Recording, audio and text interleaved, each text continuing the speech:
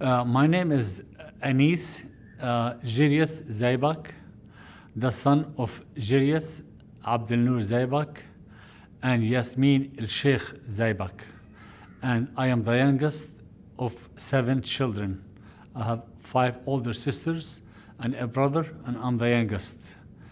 And I live in the state of Maryland, here in the USA, and I work for a large nonprofit organization as a portfolio manager. I will start with my grandparents from my father's side. Because I am, as I noted, I'm the son of Jirius Zeba, and his parents, Abdel Nur Zeba, who married Alexandra Khouri, and she also, both of them are from Al Shakara clan. And my grandfather has several children, and at one point, and of course they were based in Ramallah, but at one point, he owned and managed, a bakery in Jerusalem called Abdel Nur Bakery, which was very well known. And his children managed Abdel Nur bookstore on the main street in Ramallah, across from Rukab Ice Cream. And another co-owned, managed a famous travel agency in Albire called Shbat and Al Abdel Nur. And of course, their cousins managed and owned, the long-time famous shop called Bin Al Zaibak coffee shop in Ramallah. And when my father married my mother Yasmin El Sheikh, they managed to relocate, and he moved to Amman, Jordan, where he worked as an accountant for a famous sewing machine called Singer. And he worked along with my uncle Yusuf Zeba at the same company. And my uncle Yusuf was the CFO at that company. Beautiful. And then what? And then, okay, I like to share a short story about my grandparents. My grandfather, the father of my mother, who, and his name is Khalil El Sheikh from Dar Jagab, and he was married to Victoria Tota from Al Sharaka clan. And my grandfather, the father of my mother, was an intelligent person, and he had 6 daughters. But I will go back to his early childhood. At age 19, he managed to come to the United States. So he traveled from Palestine to United States, and he managed, and he was based in New York. So he started his career in New York by selling clothing. And at that time, it was door to door, So he was selling clothing, and from what I understood, he did very well. But I'd like to share a short incident where, as he was going door to door, he managed to go to this one home, and he opened his luggage and he started showing, a lady what he has to sell, and she said she likes this and she liked that, So she got a bunch of stuff, and she went, to another part of her home to get some money. Then she came back, and she said, sorry, I don't want it. But he told her, I spent 1 hour. I could have been knocking on other doors to get some money. She said, sorry, I don't want it. So he managed to put everything back in the luggage, and then he got some material and rolled it, and he started beating that lady for wasting his time. And that's understood, And he managed to escape. So, and instead of going to his home, he checked into his hotel because it looks like he was reported to the police at that time. So what happened? So he stayed there for a few days, not going door to door because he was afraid, that he would be caught. And of course, he managed to shave his mustache so he would not be identified. My grandfather, the father of my mother, was a very smart person. So somehow during that time, the police managed to gather all the door-to-door salespeople, and they brought the woman who reported my grandfather to see, who could it be the person who did this to you and beat you. And somehow she looked at my grandfather, but she said, no, but he looks like him, but you know what? That person had a mustache. So, but maybe it's this person another person who looked alike, So then they confused, my grandfather with another person, and that other person who knew my grandfather got in trouble, and my grandfather managed to get away with it. It's a story, I learned from that story, he really came a long way. And of course, when he came from Palestine in the old days, they didn't have much money. He traveled by ship from Palestine to America. And that's where a lot of people who emigrated to the US at that time, they managed to take the travel by sea on the ship, and they had to do it, to come and start a career for themselves. So he was a very hard worker, intelligent, but a hard worker. And what I learned from him, and from stories I was told by my mother about my grandfather, he was a straightforward, honest, hard worker, and of course, I will tell you why later in this, in this story. He was, he was a smart person where, he thinks that, he is always right because in any situation he gets into, he finds a way out of it. That's what I learned, Down the road, then after, he gave up his being door-to-door salesman, he was drafted in the U.S. Army. He did not want to be drafted, but he was drafted, And he was there for a few,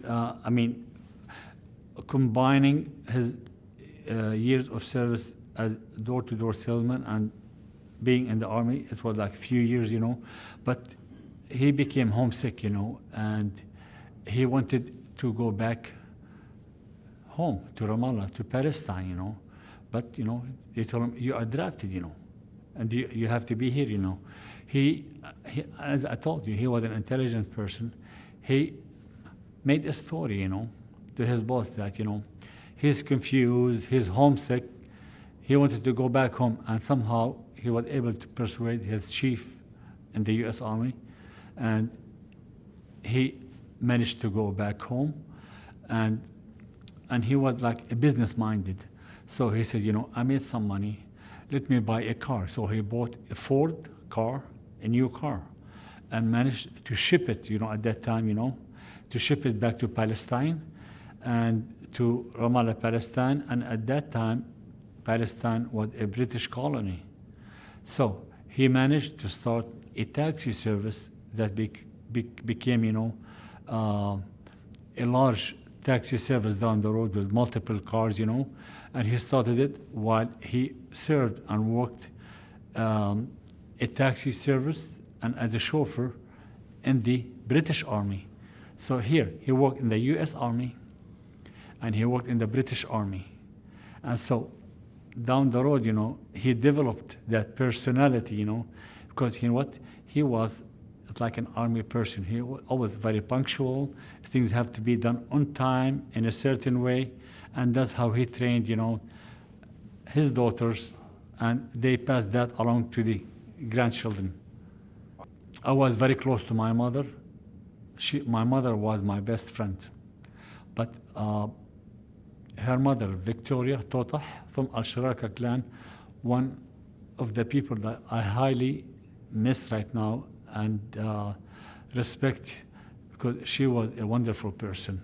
So he married her, and she was although he had a tough personality, working in army, she was a kind and gentle person.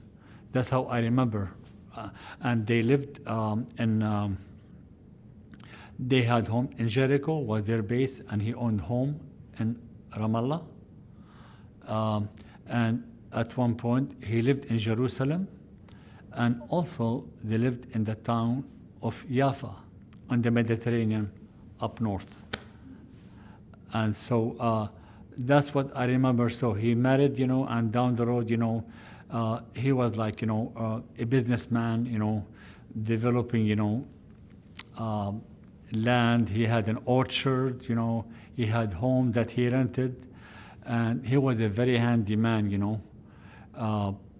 when something goes bad, he fixes, in plumbing, electricity. But somehow at age 74, or some in the early 70s, he was trying to fix some electricity in one of his rental units, and somehow, electricity hit him, and that impacted his health, But he lived. He was about age 77, if I remember well, and he died back in Jericho, Palestine, and he was survived by his 6 daughters and their children. And he only had one brother, and he had several sisters who lived back home and also in the United States down the road. You see, Ramallah is, it has, made of 5 major clans, and 4 sub-clans, But my father's side, is one of the main clans in Ramallah called Al-Shakara clan. And on my father's side, Khalil al-Sheikh, he belonged to Dar al-Jaghab. And it's a story I kept hearing every time, every family, when you talk about a family in Ramallah, it has like, a description or a nickname, Dar al-Jaghab, they always know them that, the people who had a strong personality, nobody can beat, so that's Al-Jaghab family. And my grandmother, Victoria, my wonderful friend as well, like my mother, and I love all my family members, but this is what I remember about my childhood, she belonged to the Al-Sharaka clan, one of the major 5 clans in Ramallah.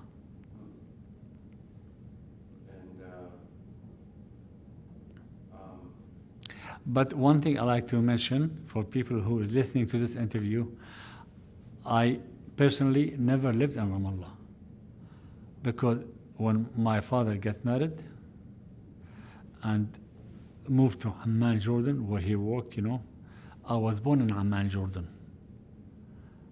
And so, but we always traveled and visited Ramallah. So these are stories, that I heard from my mother while we lived in Amman, Jordan. But, I kept the ties strong, and we traveled and visited Ramallah, and I continue to visit Ramallah when I can. And so I combined these different parts, of the stories over the years from my mother, and I'm glad I remember all of it, Ramallah means to me, this is a place where I think I value my roots, because, everybody, to succeed in life, whether you lived in a place, whether you like a place or not, I value Ramallah because this is where my roots come from. My father was born there, and my mother was born there. Although my father lived in different city in Amman, and my mother lived in Ramallah, lived at one point, they lived in Jerusalem, and then they lived in Jericho and in the city of Jaffa, but their roots and their base came from Ramallah. And I think those who people will be highly respected, and those people who respect their roots will be highly respected in life. Well, you know what? I am involved in different. My mother trained me to always help others and do community outreach and community service work, to reach out and help others, because that's how she helped all of us. And my father, if I can add to this story, my father died, at a young age. He was only 53, and my mother was about 38 years old. And down the road, she became very sick, and she developed an eye disease called glaucoma. But after my father died, she had 7 children. So she became a seamstress. So she bought a sewing machine from the same company, Singer, and she became a seamstress. And she worked hard, day and night, to raise 7 of her children. So I have learned, and she, along with her duties, she had always reached out to help others. So right now, what I learned, any credit to me, I'm involved in a lot of community service projects, but any credit to me in this community service project, it's a tribute to my mother. And is she alive? No, I took care of her. I'm the youngest child, and I consider this is really the most honor of all, is when you care for elderly people. And I took care of my mother. She lived with me in my home, in our home in Maryland, and I took care of her for 31 years in her older age until she died a few years ago at age 89. So any credit that I do in life, and the good things that I do in life, is a tribute to my mother. And I am involved in a variety of community service projects, and some of it is with the Ramallah organization and American Federation of Ramallah, Palestine. I'm sure she's very proud of you now. Thank you. So, do you have a family of your own? Yes, I have family. I have 5 sisters and 1 brother. One of the sisters passed several years ago in Jordan, but I have 2 sisters and a brother in Maryland, and I have 1 sister in Amman, and another sister in Jericho. And what about your own? Do you have children? No, I am not married yet. I'm still single, and I noted to you, my passion in life is to help everybody, do outreach, and do caring things to help people and humanity. And one of them is really to care for the elderly people. And that's, I spent 30 years, my mission in life, my mother was getting older, and my duty was, my mother is never going to be living in a nursing home or assisted living. So my mission in life is just to help her, care for her, so in her older age, she will live a decent life. And for that reason, I'm still single and not married.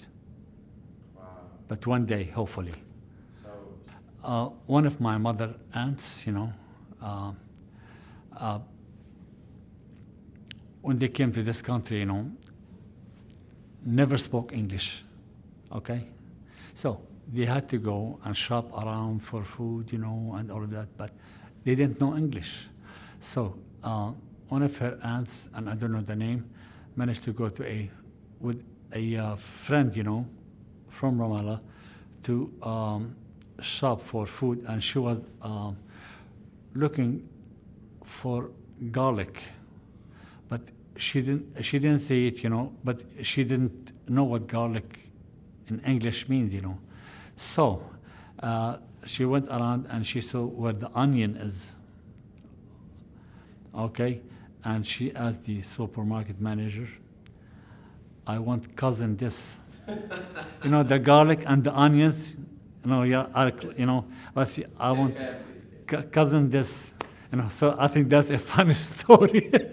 And you know, even my nephews and nieces and their children, anytime they ask us to tell them stories, you know, we refer to this story because, you know, they did not speak English, but they were smart enough to get by and get their way around. Those who respect their roots will be highly respected in life. And I'm involved, you know, as I have a lot of things that in my life that I help with in community service projects, whether it's here in United States or overseas. But I think, you know, my involvement with the Ramallah Federation, and I always, you know, like to promote this to the younger generation, you know, to always, you know, be involved in community service and do humanitarian work and building or create, you know, ideas to help younger people grow in this federation. So the best thing I remember about my involvement with the Ramallah Federation is basically always promote community service and do volunteer work. Promote volunteer work without expecting something in return.